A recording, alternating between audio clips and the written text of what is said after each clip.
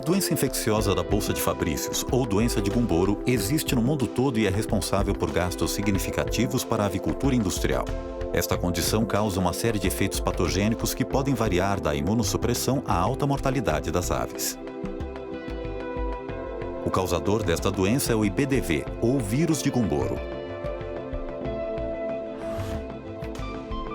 O principal local de replicação do vírus de Gumboro é a bolsa de Fabrícios, um órgão linfóide primário de grande importância nas aves, que contém os folículos linfóides nos quais os precursores de linfócitos B são multiplicados e maturados.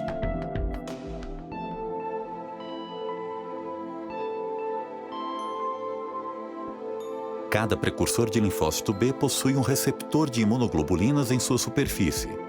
O gene que codifica esta imunoglobulina passa por conversão genética. Este é um processo genético que cria milhões de receptores B diferentes que sejam capazes de reconhecer uma ampla variedade de antígenos. O repertório de anticorpos se expande e torna-se maduro em até 5 a 7 semanas de idade, quando a bolsa se torna totalmente madura.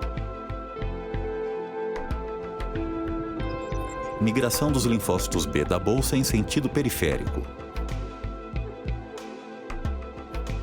incluindo o baço e outros tecidos linfóides secundários que terão papel crucial na formação da resposta imune humoral. A imunocompetência total da ave depende diretamente da formação da maior quantidade e diversificação possível de linfócitos B. O pintinho nasce com altos níveis de anticorpos maternais contra o vírus de Gumboro, que declinam à medida que a ave cresce. O vírus de Gumboro entra no trato intestinal e então nos vasos sanguíneos. Anticorpos maternais contra IBDV protegem as aves contra a infecção pelo vírus, até que os níveis caiam abaixo do limiar de proteção,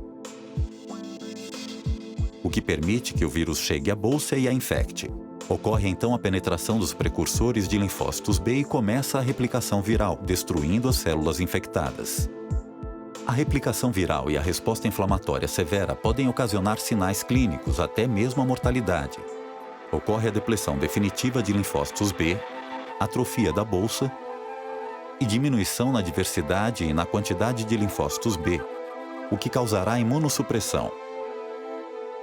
A primeira geração de vacinas contra Gumboro era administrada via água de bebida na granja. Muitas são as razões pelas quais as falhas vacinais existiam, incluindo faltas na cadeia fria, timing da vacinação errado, duração da pega vacinal e qualidade da água. Vacinas contra a doença de Gumboro deveriam ser administradas no momento em que os níveis de anticorpos maternais permitissem a replicação da vacina, o que significa uma situação abaixo do limiar protetivo e mais alta para vacinas utilizando cepas intermediárias plus que para cepas intermediárias do vírus de Gumboro. Considerando o timing correto, o vírus vai diretamente à bolsa antes de induzir uma resposta imune.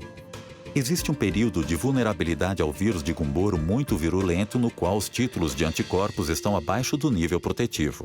Esta é chamada janela imunitária, que é menor para vacinas intermediárias plus. Danos à bolsa devido à replicação do vírus vacinal reduzem a quantidade e a diversidade dos linfócitos B em órgãos linfóides secundários, levando à imunossupressão.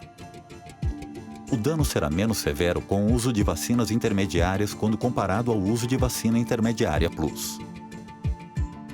A segunda geração de vacinas contra Gumboro é representada pelos imunocomplexos, que são vacinas feitas com vírus vivo cepa intermediária plus ligado a anticorpos. A maior vantagem desta vacina é a possibilidade de administração no incubatório por via em ovo ou subcutânea. Após a injeção, o imunocomplexo se mantém ligado à superfície das células dendríticas foliculares e órgãos linfóides. Mesmo chegado o nível na qual uma vacina intermediária plus não é neutralizada, o vírus começa a se replicar na bolsa e é induzida a resposta imune. Ainda existe uma janela imunitária. E o dano causado à bolsa induzirá a imunossupressão. Por motivos de segurança, vacinas utilizando imunocomplexos não devem ser usadas em poedeiras. Novas tecnologias foram necessárias para que a terceira geração de vacinas contra Gumboro fosse desenvolvida. uma vacina vetorial baseada no vírus HVT que é amplamente utilizado para a prevenção contra a doença de Marek. O gene responsável pela codificação da proteína VP2 do vírus de Gumboro foi transferido para o genoma do HVT para criar a vacina vetorial Vaccitech HVT mais IBD. Vaccitech também é administrada no incubatório, tanto pela via em ovo quanto pela subcutânea. O vetor HVT infecta e se replica nas células do hospedeiro. Durante a replicação, a proteína VP2 do vírus de Gumboro é produzida no citoplasma das células infectadas. Os anticorpos maternais contra Gumboro não têm efeito sobre a replicação do HVT, bem como na replicação e expressão da VP2. A replicação viral libera a proteína VP2. Os linfócitos B, cujos receptores de imunoglobulina reconhecem a VP2, são ativados. Eles se multiplicam e se tornam plasmócitos que secretam novos anticorpos protetores contra o vírus de Gumboro, progressivamente substituindo os anticorpos maternais sem que haja janela imunitária. Os níveis gerais de anticorpos nunca ficarão abaixo do limiar de proteção, desta forma prevenindo que o vírus de campo ataque a bolsa, não importando se a cepa em questão é clássica, variante ou muito virulenta. A bolsa permanece intacta, maximizando a diversidade e quantidade de linfócitos B pelo organismo. O sistema imune da ave passa a oferecer resposta otimizada a antígenos externos.